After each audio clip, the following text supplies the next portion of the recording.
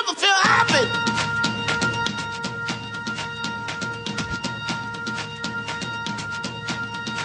Never feel happy. No, you won't. Until you try. You never feel happy. Vivre avec le VIH, c'est maintenant l'émission d'1 heure chaque semaine pour parler des questions qui comptent dans la vie des séropositifs et de ceux qui les aiment, mais aussi pour parler de santé sexuelle et de prévention.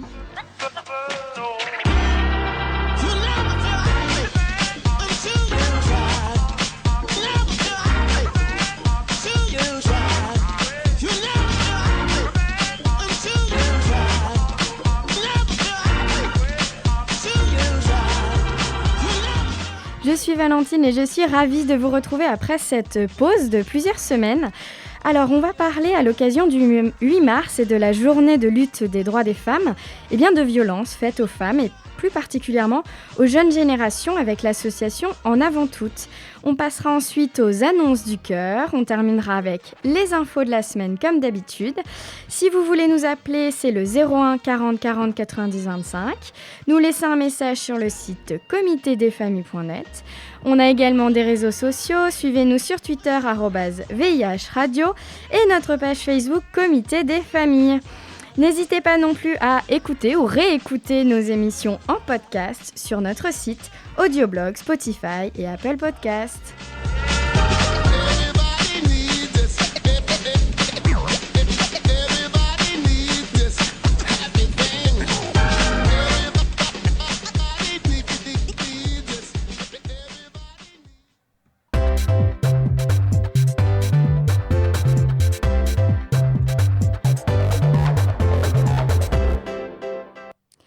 Alors, qu'elles soient physiques, psychologiques, sexistes ou sexuelles, les violences touchent malheureusement toutes les femmes de toutes les générations et même les plus jeunes.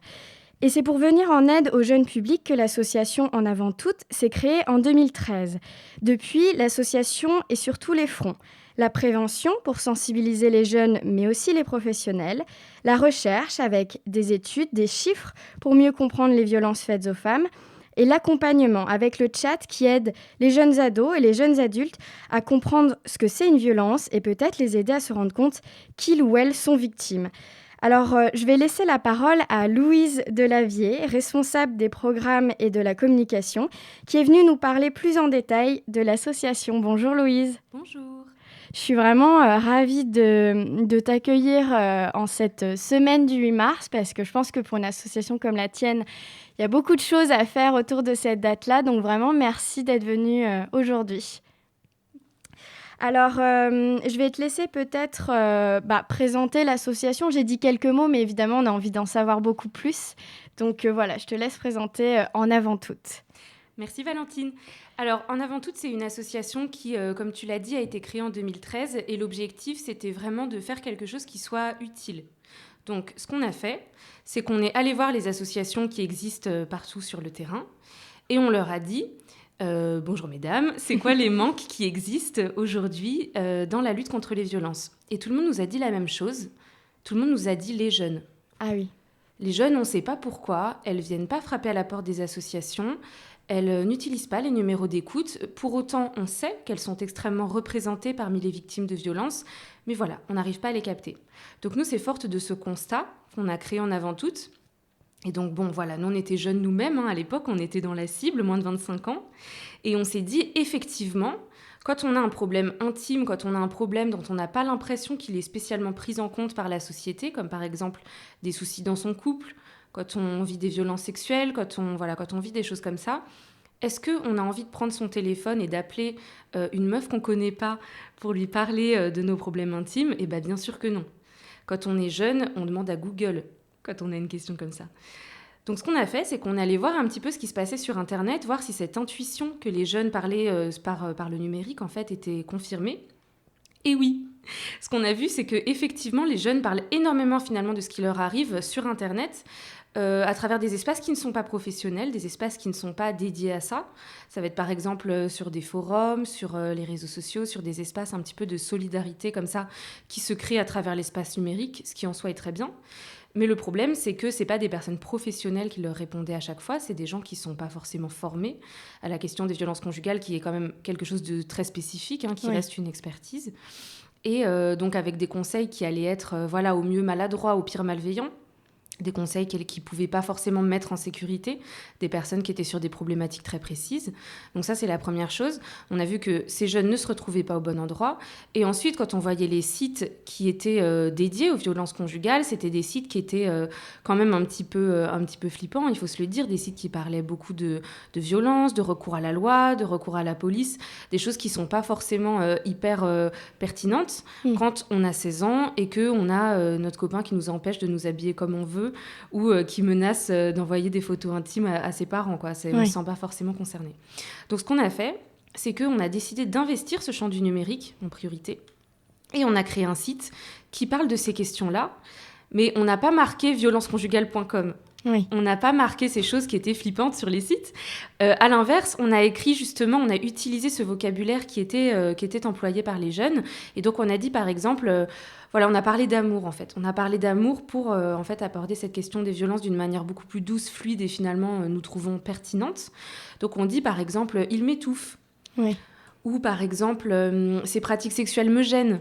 Au lieu de dire il me fait vivre des violences psychologiques ou il me fait subir des viols, par exemple.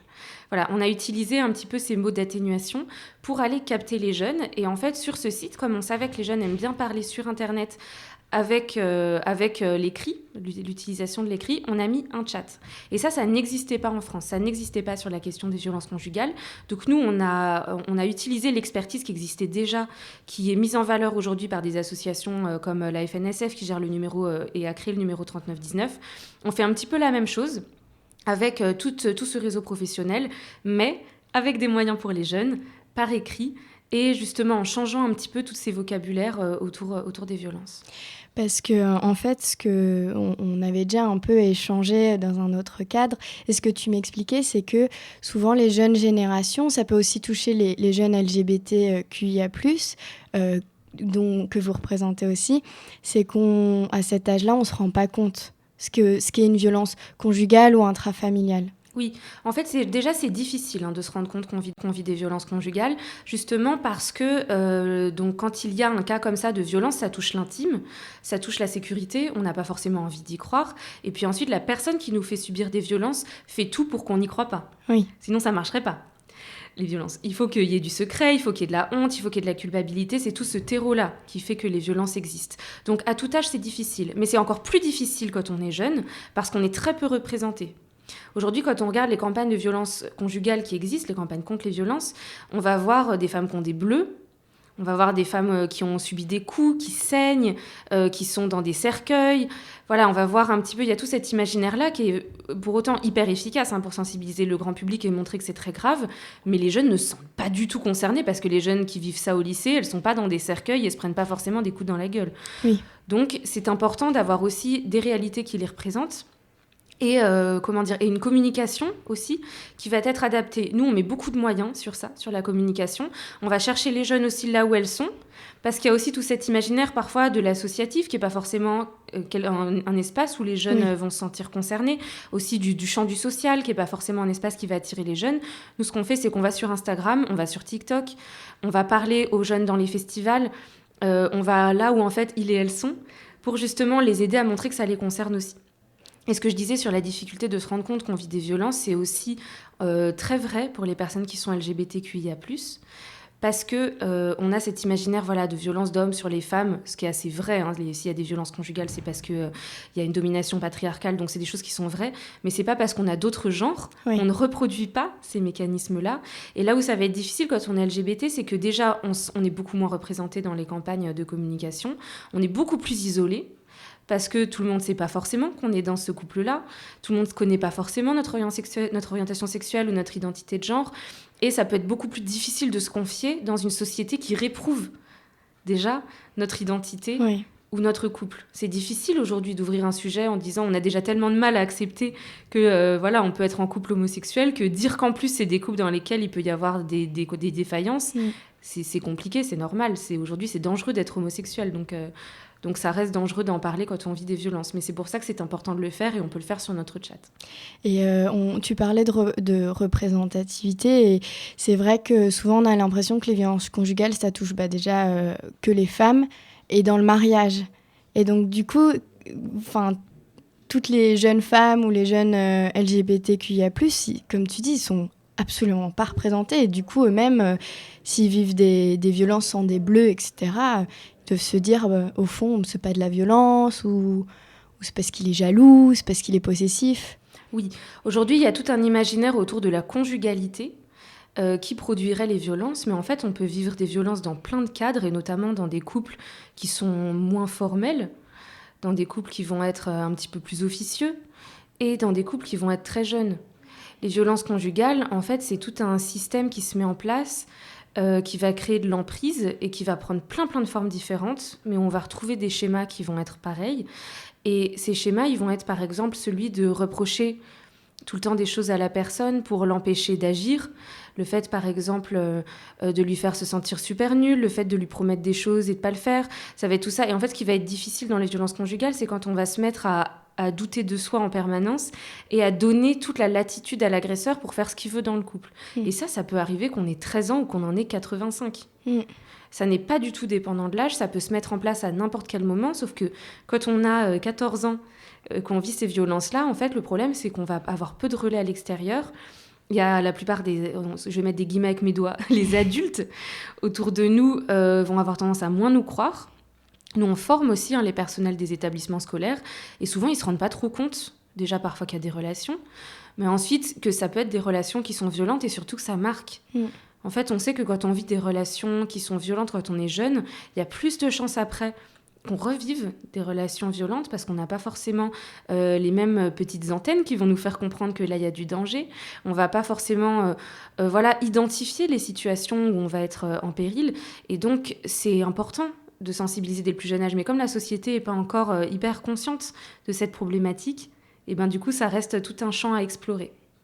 Et du coup, dans la sphère, entre guillemets, des violences conjugales ou dans la sphère du couple, il y a plusieurs violences psychologiques, sexuelles, même économiques. Et, toi, de ce que tu vois avec les jeunes que vous suivez à l'association, c'est quelle violence qui ressort quand on est jeune ?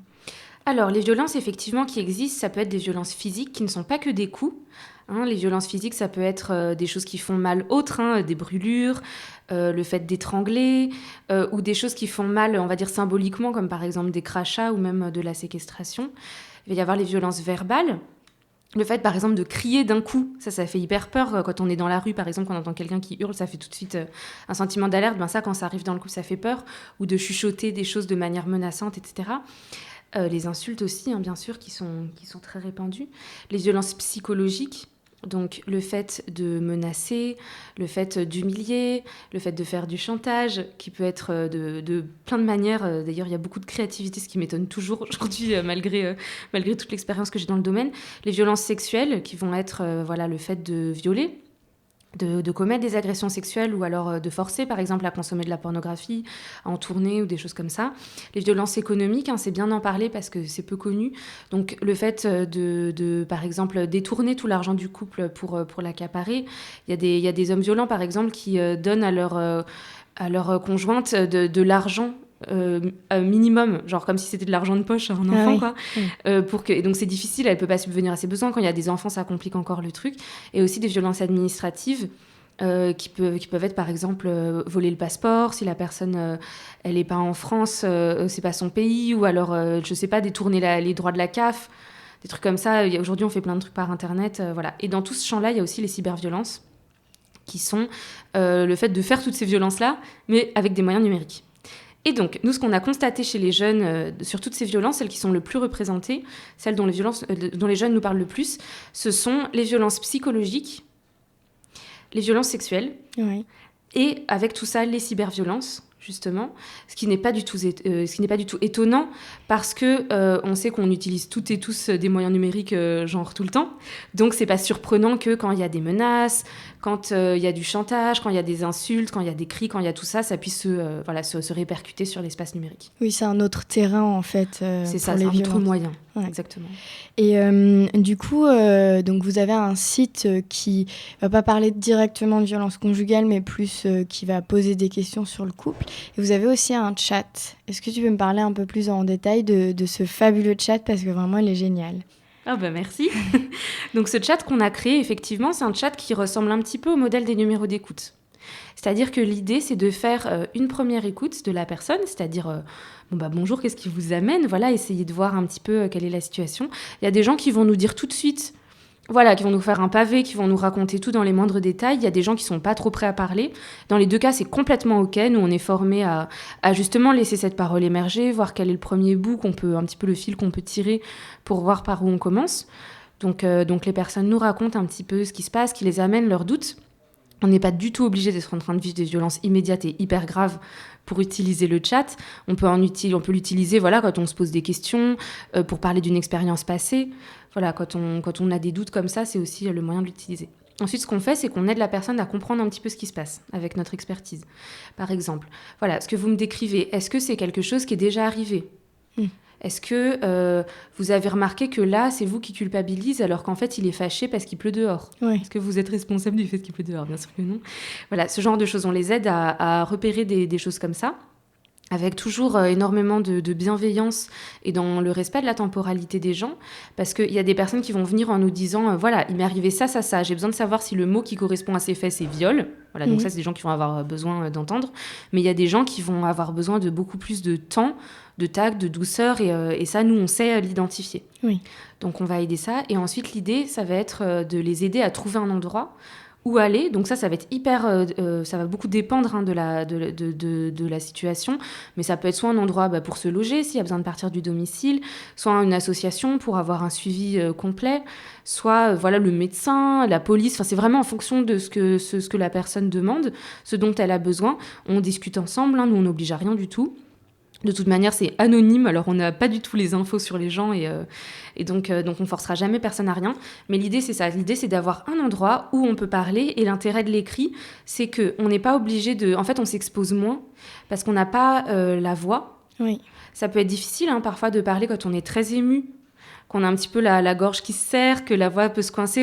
C'est des choses qui ne sont pas faciles à faire, déjà avec des proches, donc en plus avec encore une fois, une meuf qu'on ne connaît pas au bout du clavier. C'est plus facile parfois de le faire par écrit. Et on a remarqué en fait que notre chat, il servait aussi à plein d'autres gens que les jeunes qui préfèrent parler par écrit. Il sert aussi notamment aux personnes autistes. Oui. Qui parfois peuvent avoir du mal à oraliser, ou qui ne sont pas à l'aise avec les conventions du téléphone. Et qui nous disent franchement merci parce que ça peut être difficile pour moi le téléphone, je trouve ça affreux, je comprends rien, je sais pas pourquoi les gens y parlent comme ça, du coup l'écrit peut être beaucoup plus facile. Ou alors pour des personnes qui sont à côté du conjoint, qui sont dans la pièce d'à côté par exemple, et qui ont besoin d'un moyen discret pour discuter. Notre chat, encore une fois, il s'appelle commentsem.fr, il s'appelle pas jeuxvisdesviolences.com, donc c'est aussi quelque chose qui est plus discret. Si jamais on veut s'y rendre pour discuter.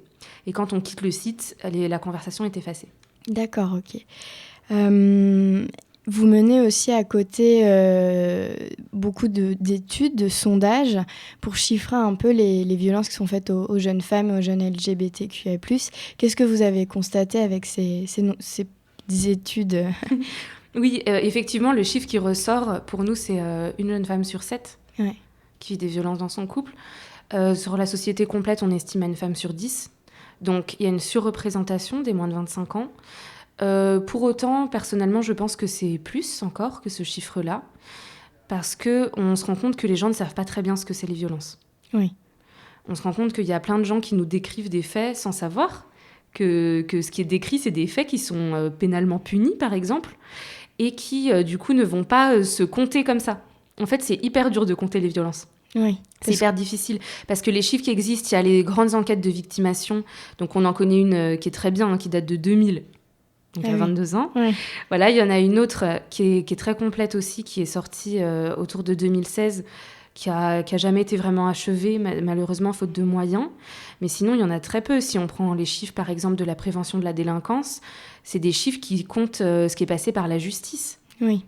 Et en fait, ou la police. Et il y a très, très peu de gens, notamment parmi les jeunes, qui vont voir la police. Il y a très peu de gens qui se comptent comme victimes. Donc, effectivement, les chiffres des associations sont un bon moyen, mais il faut aussi être allé voir l'association.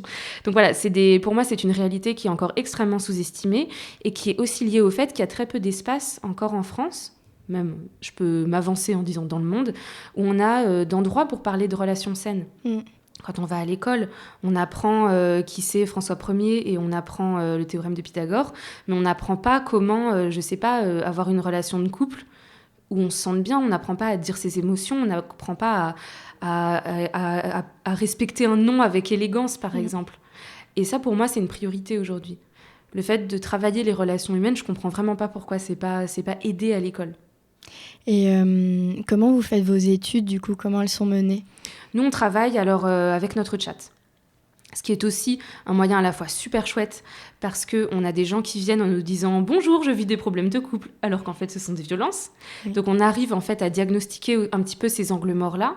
Nous, on va travailler, en fait, quand on a fait une conversation sur le chat, ensuite, on fait un petit résumé dans une base de données sécurisée qui nous sert à la fois, si c'est une autre répondante qui a la personne, si elle revient, à faire en sorte qu'elle répète pas tout, mais aussi, ça nous sert à compter des trucs. C'est-à-dire qu'on peut savoir comme ça combien de gens qui se sont déclarés mineurs viennent sur le chat, on peut savoir quels sont les types de violences qui sont vécues. C'est comme ça que nous, on produit nos chiffres, mais aussi c'est un peu partiel parce que quand on fait un chat, on va pas suivre une grille avec plein d'items pour faire comme un sondage d'opinion. Donc de fait, il y a forcément des choses qu'on ne sait pas. Voilà. C'est pour ça que c'est important pour nous de multiplier ces moyens de connaissance, mais c'est aussi important d'agir. C'est aussi important de favoriser les associations. Aujourd'hui, on sait que, par exemple, économiquement, c'est compliqué. On a plein d'associations autour de nous qui cherchent aussi à formuler des chiffres, par exemple sur la prévention. Oui. Nous, on fait aussi de la prévention et on aimerait bien faire de la mesure d'impact. On aimerait bien savoir 5 ans après ce qui s'est passé pour les jeunes qu'on a suivis pendant 6 heures dans leur classe, mais ça, on ne peut pas le faire. Parce qu'il n'y a pas d'argent du tout pour ça. Oui. Il faut dédier des personnels. Ça se fait pas avec des bénévoles, ou alors c'est vraiment compliqué. Il faut le faire avec des gens qui sont payés. Et du coup, c'est difficile encore de faire financer ça. Donc, on voit qu'il y a plein d'associations qui ont des super bonnes idées et qui n'arrivent pas à le faire parce qu'elles n'ont pas encore les moyens. Donc ça, c'est dommage. Alors que pourtant, c'était le sujet du quinquennat de Macron. Oui. Justement, parlons prévention. Raconte-moi un peu ce que vous faites avec l'association pour prévenir justement les violences. Ouais. Alors nous, on vient pas du tout dans les écoles en disant « Salut les jeunes, on va faire un cours de féminisme ». Nous, on vient dans l'idée de réfléchir aux stéréotypes sexistes. Donc, on vient pas du tout avec une posture descendante. Au contraire, on utilise plutôt des méthodes qui vont être issues de l'éducation populaire pour en fait aider les jeunes à identifier ce que sont des stéréotypes ou pas, et les aider en fait à travailler leur esprit critique pour voir d'où ça vient, est-ce que c'est juste, est-ce que c'est pas juste, quel effet ça a sur la société. Finalement, c'est très politique quand j'y pense. On les aide à travailler un esprit critique, à quoi ça sert qu'il y ait cette domination, par exemple, est-ce qu'ils l'identifient aussi ? Est-ce que, ça peut être intéressant à voir parce que si jamais on arrivait dans les écoles avec un discours de « ouais, il faut pas être sexiste, c'est interdit » et c'était marqué sur les murs, en fait, les jeunes, si jamais ils comprennent pas émotionnellement pourquoi on leur dit ça, parce qu'ils n'ont pas fait l'expérience des inégalités, c'est contre-productif aussi. Oui. Donc nous, on les aide en fait à réfléchir à ça. Donc ce qu'on fait, c'est qu'on vient 3 fois 2 heures par classe, sur tout le niveau de classe. Donc tous les 4e ou tous les 5e. Voilà, on fait tout le monde parce qu'on estime que tout le monde mérite d'avoir l'activité. Et ce qu'on va faire, c'est qu'on les sépare, on travaille en non-mixité, filles et garçons, et on travaille sur, pour eux, ce que sont les relations filles-garçons, tout simplement. On met en place un cadre où il y a de la confidentialité, c'est-à-dire que nous, on ne répète pas au collège qui a dit quoi, et eux, ils s'engagent aussi à ne pas répéter qui a dit quoi. Ils ont le droit de parler des thématiques, ils ont le droit de dire, voilà, on a parlé de la jalousie et de je sais pas quoi, mais pas, ouais, Michel, il a dit qu'il trouve que les filles, c'est pas bien. Enfin, voilà, ils doivent pas répéter qui a dit quoi. Donc, on met un cadre comme ça, on fait en sorte que tous les avis soient entendus, même ceux qui sont sexistes, Parce que ça permet de faire émerger en fait ces idées-là, ça permet de les mettre en confiance pour qu'ensuite ils puissent y réfléchir sainement et pas parce que nous on leur aurait apporté un savoir. Oui. Vraiment, on n'apprend pas les relations humaines et l'égalité comme on apprend les maths en mode c'est comme ça et pas autrement. Nous on essaye vraiment de faire société, donc de travailler avec toutes les opinions et de les aider à trouver des manières comme ça de réfléchir. On les aide aussi, donc en première séance on travaille sur ces mots-là, à voir quels sont leurs stéréotypes, leurs préjugés et y réfléchir.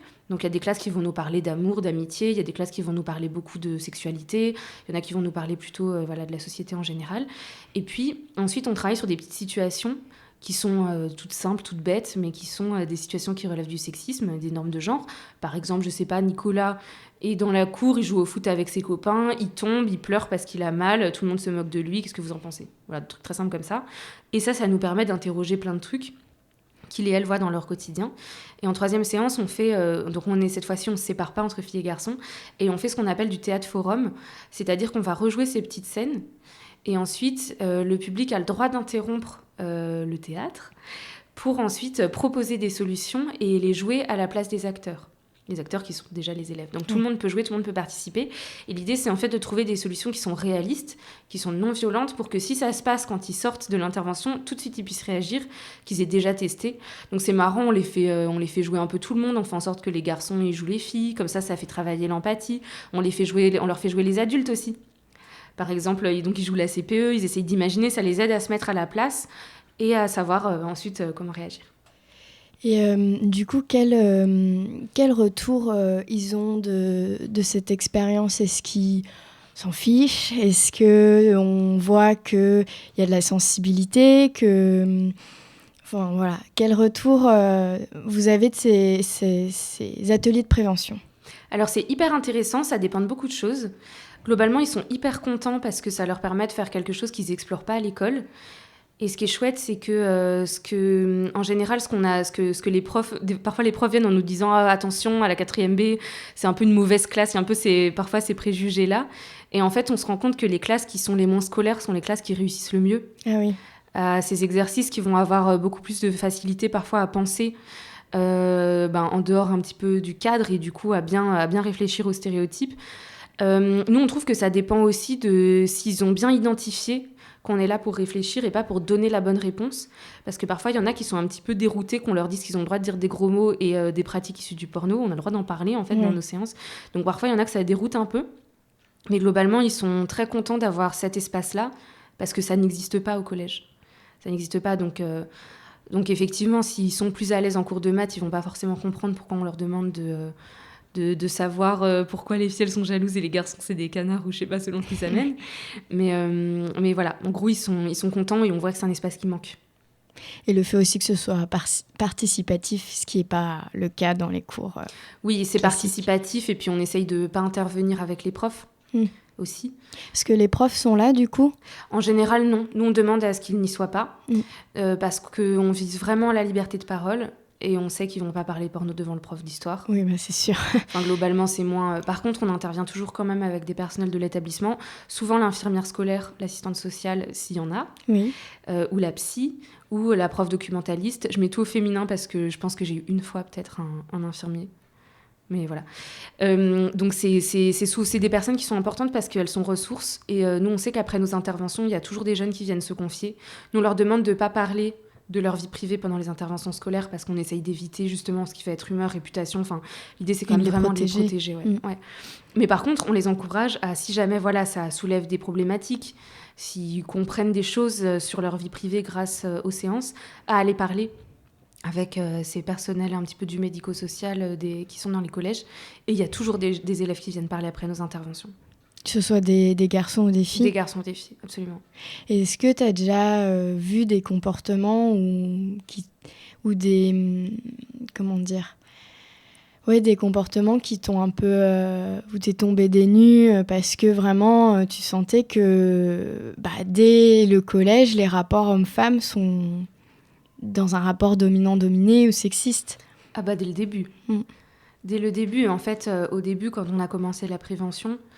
et on a vu que ça serait en collège, moi je me suis dit franchement je préférerais le lycée, je suis sûre que ça serait plus intéressant, mais en fait le collège c'est déjà beaucoup trop tard. Ah ouais. C'est déjà très très tard, il y a déjà des idées préconçues hyper fortes qui sont en fait, et ça c'est important à passer comme message aussi, amenés par les adultes. Ouais. Les jeunes, moi j'entends beaucoup d'adultes qui disent oui, les jeunes ils font n'importe quoi parce qu'ils ont Snapchat et qu'ils écoutent Booba, mais en fait ce sont des adultes qui produisent ça. C'est les adultes qui produisent ce qui va être dans l'industrie du cinéma ou même de la pornographie ou de la télé-réalité. Enfin, tout ce qui fait peur aux adultes, ce sont des adultes qui les produisent. Et donc on voit que les élèves sont très réceptifs, les jeunes qu'on voit à ces discours-là, ce qui est tout à fait normal. Et du coup, en fait, ça les aide énormément d'avoir des gens à qui parler, parce qu'une fois qu'on leur a dit « oui, bien sûr, tu peux dire ces mots-là qui te choquent tant, tu peux dire double pénétration, tu peux dire boucaquet, enfin, tu peux dire tout ce que tu as vu, on va en parler ensemble ». En fait, on voit que ça les soulage terriblement et que c'est cool pour elles et eux d'avoir cet espace-là. Mais c'est vrai que nous, on constate qu'aujourd'hui, il y a encore des garçons qui nous disent... qui valent beaucoup mieux que les filles, que dans un rapport sexuel, les garçons pénètrent et les filles ont mal. Les filles, elles disent aussi des choses comme ça. Enfin, on a le fait de, si on s'habille trop court, on est une pute. Enfin, ça, c'est des choses qui n'ont pas du tout changé, qui ne changent pas du tout vite, vraiment. Et c'est important d'avoir des endroits, même si on sent que les mouvements sociaux de ces dernières années, notamment depuis MeToo, ont quand même infusé petit peu dans la société. On voit aujourd'hui que il y a des séries quand même qui sont mieux, qui sont un petit peu plus militantes, qui permettent de soulever d'autres problématiques, qui montrent d'autres choses. Et ben ça suffit pas. C'est pas parce qu'il y a la série Sex Education qui existe que ça y est, les jeunes, ils sont... il faut arrêter de croire ça, il faut sortir de Paris et vraiment arrêter de croire ça. Aujourd'hui, il y a encore des idées préconçues qui sont hyper fortes, hyper dangereuses. Et il y a encore aussi beaucoup, beaucoup, beaucoup d'adultes qui véhiculent ces idées-là et qui ont peur d'autres idées. Et du coup, vous intervenez dans les collèges depuis combien de temps ? Depuis 2015. D'accord. Et du coup, c'est Île-de-France ou c'est... Pas pour des raisons pratiques, évidemment. C'est beaucoup plus l'Île-de-France, ouais. On est beaucoup intervenu dans le Val d'Oise. C'est l'Île-de-France avec sa banlieue plus ou moins proche. On est quand même allé vachement loin dans le Val d'Oise. mais quelquefois, on intervient en région aussi, quand c'est possible. Mais ça demande quand même que le collège puisse défrayer. Enfin, c'est pas forcément le plus simple, mais quand on peut, on va ailleurs. Et vous intervenez aussi auprès des professionnels ? Ouais. On intervient donc surtout auprès des professionnels qui vont être en lien avec des publics jeunesse. Par exemple, des éducs, par exemple la PJJ, la protection judiciaire de la jeunesse, ou des choses comme ça, la police aussi, qui sont donc en lien avec tout le monde et pas que les jeunes. Mais l'idée, c'est de pouvoir aider les pros à identifier aussi, parfois, les propres stéréotypes qu'ils ont vis-à-vis des jeunes, les aider à repérer des situations, leur montrer qu'ils et elles peuvent agir. On intervient aussi auprès des profs, dans ce qui s'appelle les SP. En fait, c'est les écoles de profs. Oui. Et on voit que souvent, c'est des gens qui ont fait, une demi-année de stage qui commencent à peine, et ils ont déjà tous vu des situations de violence dans leur classe. Ils ont déjà repéré tous une maman victime de violence conjugale ou un enfant qui vit de l'inceste. Tous et toutes. Donc c'est important de leur donner des billes parce que souvent, ils ne savent pas forcément comment réagir. Parfois, ils savent comment réagir, mais ce n'est pas suivi dans tout l'établissement. Donc c'est important de sensibiliser tout le monde et de leur montrer que c'est possible parce que tous ces personnels-là, ils ont énormément de bonne volonté. C'est juste qu'il y a peu d'espace dans la société pour en parler, donc il faut juste en faire une priorité. Et du coup, on a parlé de prévention, d'intervention, etc. J'ai vu aussi sur votre site qu'il y avait des danses hockey, c'est ça ? Exactement. Est-ce que tu pourrais m'en parler ? J'ai trouvé ça très rigolo. Ouais, les danses hockey, c'est aussi l'aspect un peu festif de notre pratique. Nous, on fait en sorte justement de ne pas montrer des femmes qui ont des bleus dans des cercueils. Nous, on cherche aussi à montrer qu'on peut vivre des choses qui sont difficiles et pour autant, kiffer, faire la fête. Donc on fait ces soirées qui sont en fait sur le modèle du karaoké.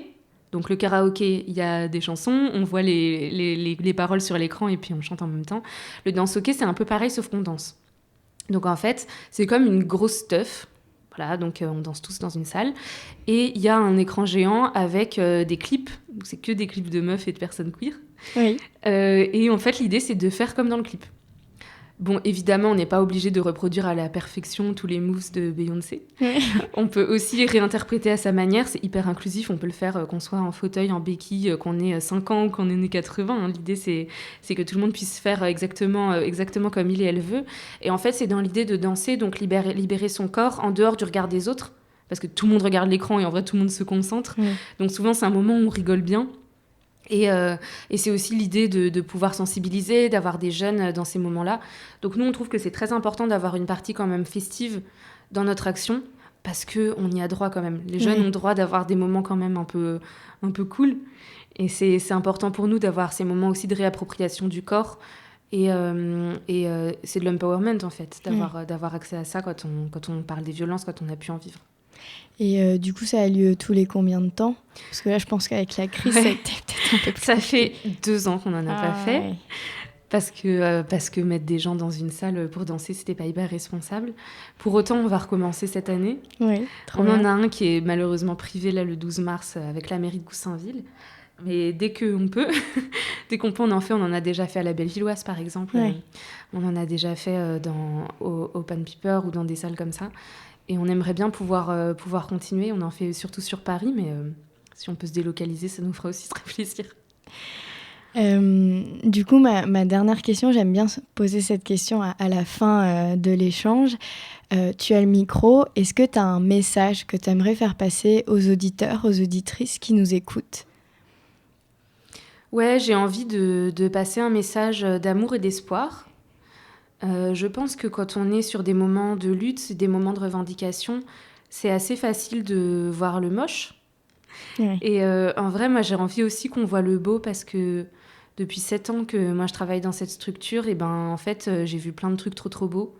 Le fait d'être confronté aux violences, on est témoin de ce qui est la résilience, on est témoin du courage, on est témoin de beaucoup de noblesse, en fait. Et c'est ça que j'avais envie de passer à tous les auditeurs, toutes les auditrices. C'est qu'on peut vivre des trucs difficiles et être des gens putain de trop cool. Donc c'est ça que j'ai envie de dire. J'ai envie de dire bravo à toutes et à tous. Et puis voilà, qu'il y a de l'espoir et de l'amour, vraiment. Je te remercie encore une fois d'être venu ici au plateau de Vivre avec le VIH pour nous parler de cette super association. Je mettrai le lien donc, du site et du chat sur notre site quand je partagerai l'émission. N'hésitez vraiment pas à aller faire un tour parce que même à 30, même à 60 ans, ça fait toujours du bien... je sais pas, de relire ces choses-là, de réapprendre peut-être certaines choses. Donc, n'hésitez vraiment pas à aller faire un tour sur le site et puis à faire un don aussi, parce que comme l'a dit Louise, c'est important aussi le soutien financier. On passe maintenant à une petite pause musicale.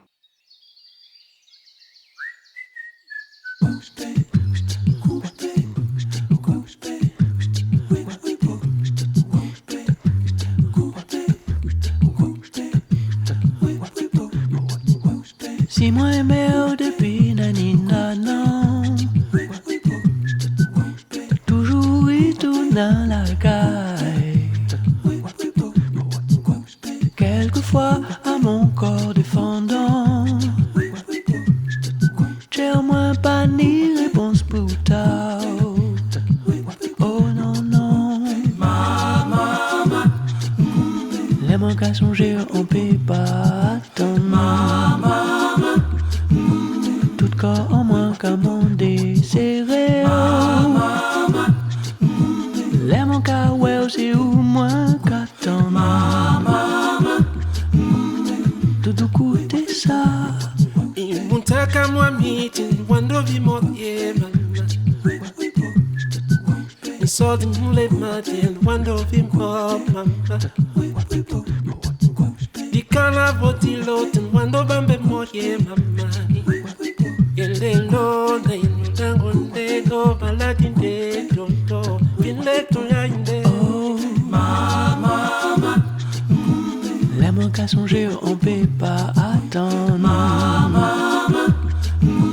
Tout corps en moins qu'à mon désiré. Les manques à ouais c'est au moins qu'attendre. Tout doumi c'est ça. Oh mama, oh mama, oh mama, oh mama, mama, oh mama, oh mama, oh mama, oh mama, mama, yo, yo, motema ya soki yote nani yo yakoyokanga yakopesanga lolango mama les moins qu'à songer on peut pas attendre tout comme moi qu'à m'en desserrer les moins qu'à ouais aussi au moins qu'attendre tout coûter ça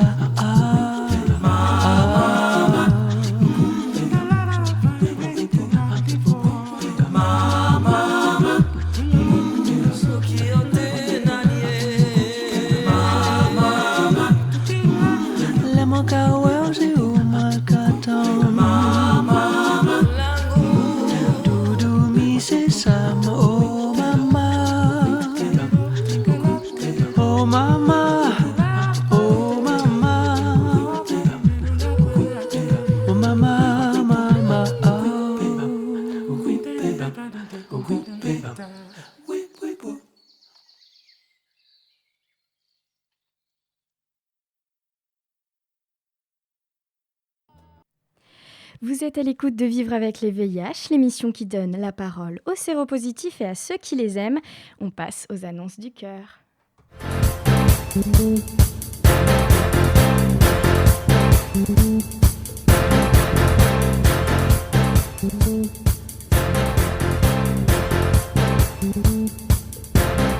Pour publier un message, je vous le rappelle, vous pouvez aller sur notre site comitédesfamilles.net à la rubrique Annonces.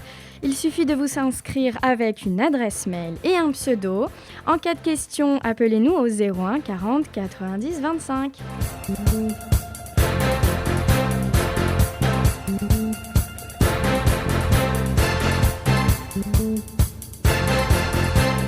Bonjour à tous, parfois je me demande si je pourrais tenir le coup toute seule. J'aimerais bien rencontrer des personnes avec qui échanger librement, sans tabou.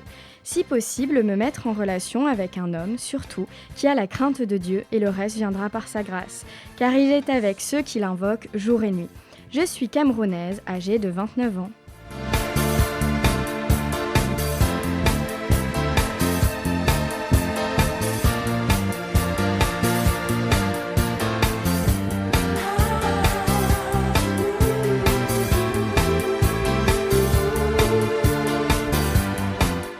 Bonjour, je cherche une femme avec qui je pourrais partager un bout de chemin. Prenons le temps de nous rencontrer et qui sait où cela nous mènera. Peut-être un foyer, une famille.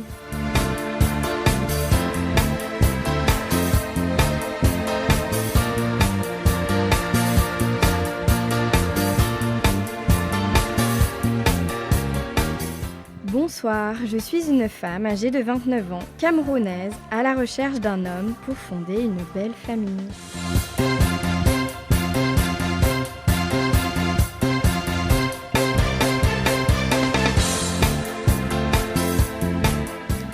Bonsoir à tous et toutes, j'espère que vous allez bien cette année 2022. Je me nomme Julien, je suis un homme de 34 ans, 1m82 pour 90 kg, martiniquais de mère et camerounais de père. Je suis célibataire, sans enfant et jamais marié. Bien évidemment, je suis nouveau dans le domaine de la correspondance, d'où ce site. J'aimerais faire la connaissance d'une femme de préférence mature, avec ou sans enfant, car cela ne me pose aucun problème parce que j'ai un amour immense pour eux. Et cela me plairait vraiment de connaître une femme qui aime et désire également les enfants comme moi. Je les aime autant, peu importe son âge, peu importe la distance qui nous sépare, tous les deux, le plus important pour moi et qui compte vraiment à mes yeux, c'est la maturité, la confiance, la sincérité dans les actes, la communication et la compréhension de l'un envers l'autre, pour une histoire d'amour qui ne prendra jamais fin. Alors, si tu es concerné par cette annonce, dans ce cas, laisse-moi un commentaire de toi et je te répondrai. À plus, bisous.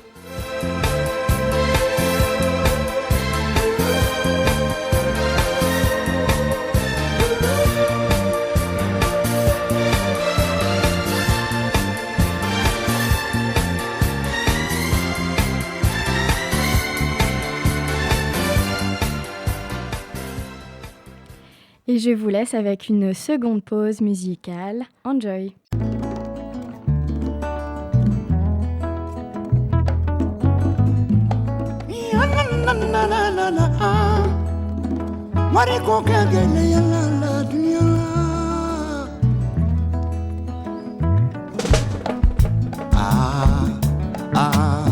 Iye wariko,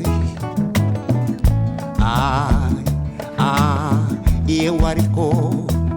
Nati febi, badendila. Ni wariti febi, nati febi, mawati file la boy. Ni wariti febi, nati febi, musoko bigile yala.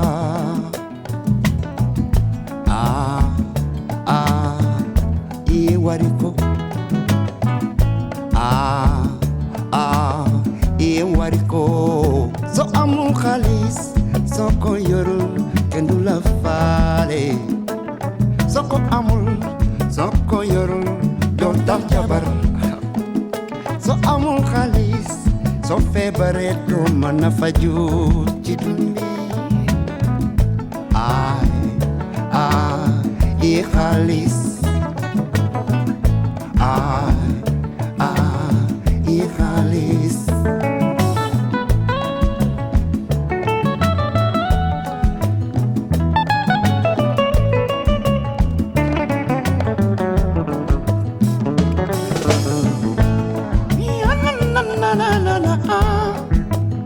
Mariko kagele yala amalu.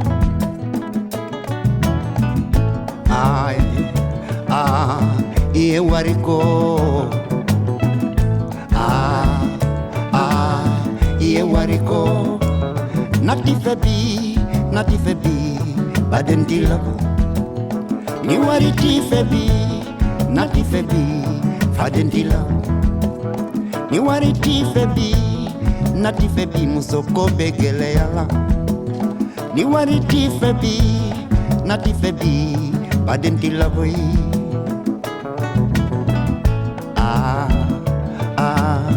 Iye wariko.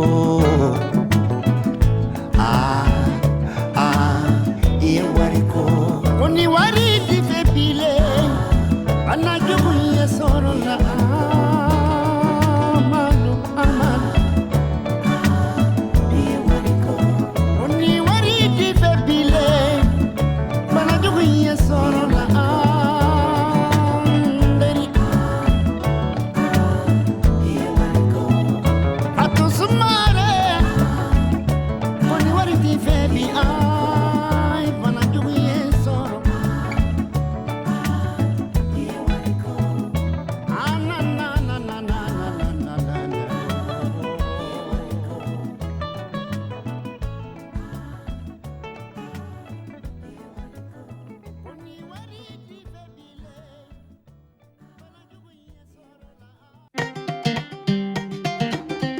Jale,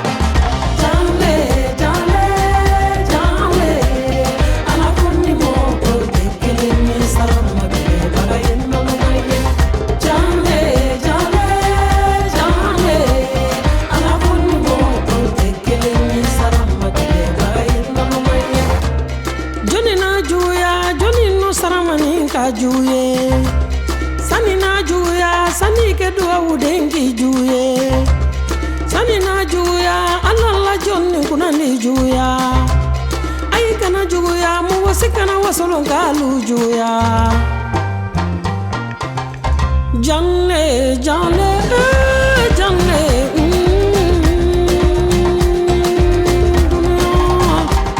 jina koni mo kumanga sangare kono kele bani ala te diala sani kali juya idu de sama la dia sani kam ki juya idu de sama la dia mori selebe tunu jeni no kuna dia etununa soma sebebe buriko idu no kuna dia etununa joti mangilina jeni no kuna dia etununa sarama kele bahama ko kolo janle janle janle ala konni mo ko tekele ni sarama kele bagayen no maile janle janle janle ala konni mo ko tekele ni sarama kele bagayen no maile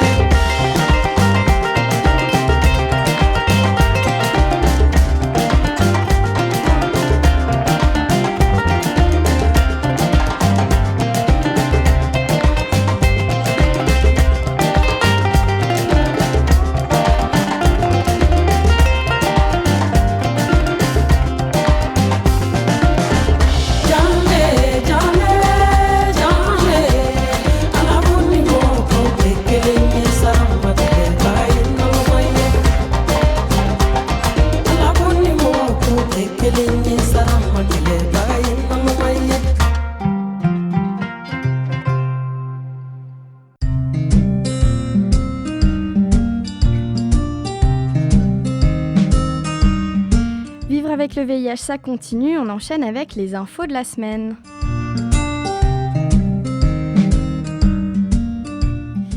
Enfin, l'accès à l'emprunt est facilité pour les patients guéris d'un cancer ou d'une hépatite C. Le Parlement a voté le 17 février pour que le droit à l'oubli soit réduit à 5 ans, parce qu'actuellement, il est fixé à 10 ans. Ce changement sera effectif dès le mois de juin 2022. Alors ce droit, en fait, il permet à d'anciens patients de ne pas déclarer leur maladie à un assureur et donc de ne pas être défavorisés lors d'une demande de prêt. Il concerne les maladies dont la guérison est possible. Les sénateurs ont aussi voté la suppression du questionnaire médical pour les prêts inférieurs à 200 000 € par personne. Du coup, les personnes vivant avec le VIH, par exemple, n'auront plus à déclarer leur infection à l'assureur tant que le prêt est inférieur à 200 000 € par personne, et donc ne plus être soumis à des tarifs excessifs.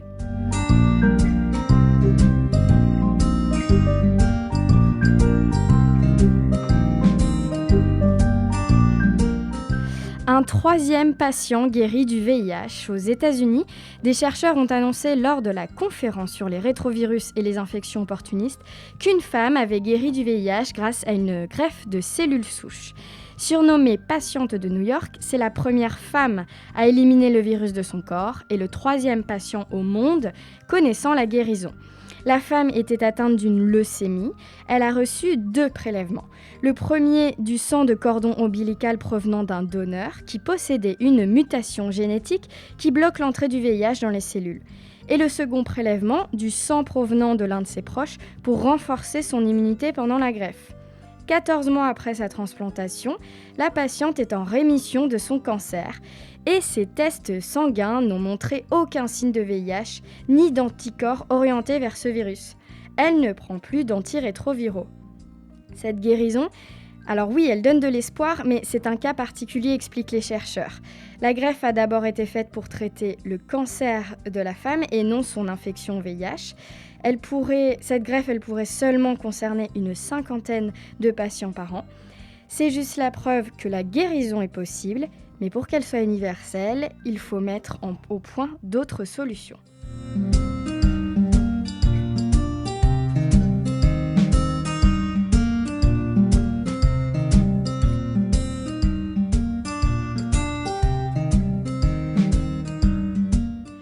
Lors de cette même conférence, d'autres scientifiques ont présenté leur projet. Il s'agit d'un implant injectable pour prévenir et le VIH et les grossesses non désirées. Le prototype a été testé sur des souris femelles avec des résultats plutôt intéressants. L'implant contient un antirétroviral pour prévenir le VIH et un contraceptif. Il s'agit d'un implant qui doit être efficace 90 jours.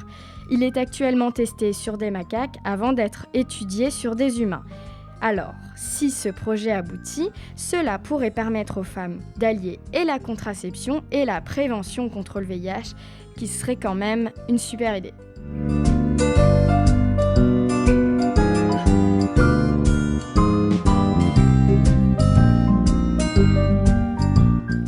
Et enfin, message à nos auditeurs guyanais. SIDA Info Service ouvre une ligne téléphonique en Guyane. C'est gratuit, anonyme. Alors qu'il s'agisse de poser des questions sur les IST, la santé sexuelle ou demander la localisation d'un centre de dépistage, vous pouvez appeler le 05 94 24 10 10 et ça vous mettra en relation avec un écoutant. Le service est ouvert tous les lundis, mercredis et vendredis de 17 à 23 heures. Les écoutants parlent le français, le créole haïtien, le portugais et l'espagnol. Et dès le second semestre 2022, l'association élargira les créneaux d'horaire d'écoute et proposera encore plus de langues pour vraiment toucher le plus de personnes. Ce dispositif, il est plus que nécessaire. La Guyane est le département français le plus touché par le VIH. Malgré le développement du dépistage, une partie importante des séropositifs au VIH découvrent leur infection à un stade avancé. On parle de 30% à Cayenne, 45% à Saint-Laurent-du-Maroni, selon Santé publique France, des chiffres qui datent de 2019.